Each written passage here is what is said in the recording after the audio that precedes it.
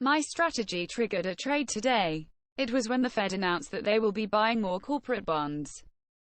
I had a good feeling it was going to create a bull flag pattern, and that my auto strategy would not be the right one for the play.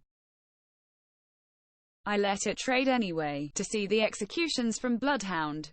It was a lose on my sim account because it went down far enough to trigger my stop loss, then continued up.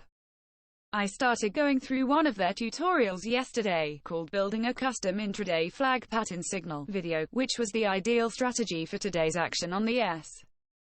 I had to watch the video a second time today to understand how to create the strategy, and learned more about nodes. Nodes are the key to understanding how to make the program's strategies. Building a custom intraday flag pattern signal video takeaways. Looking at the strategy from the long side, have Bloodhound read the high of the day. Then tell it to look 5 bars ahead for lower highs until the next bar finally breaks the previous high. And vice versa for shorts. The nodes are the blocks of code that you use to create the indicator. There are 3 categories for nodes. They are solvers, function, and logic. Solvers are where you begin. They are the start of your programming. We used 3 indicator comparison nodes. First one is to compare price to the day's high, low. Second one is to compare current high, low to previous high, low, for the pullback. Third one is to compare the breakout bar to the previous bar, for the breakout signal.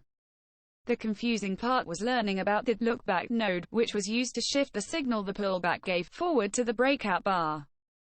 That is how you connect 2 indicator comparisons nodes to one another, in order to signal the breakout. And then we added more nodes to tell it to not use the breakout bar as the new high, for the next breakout signal. Warning, there is no undo function button that you can use to undo a change or deletion while you are working in the Logic workspace. I emailed them and they confirmed it, but are working on installing one in the future. Lastly, we added another indicator comparison node to ignore the breakout bar that has its wicks engulf the previous bar.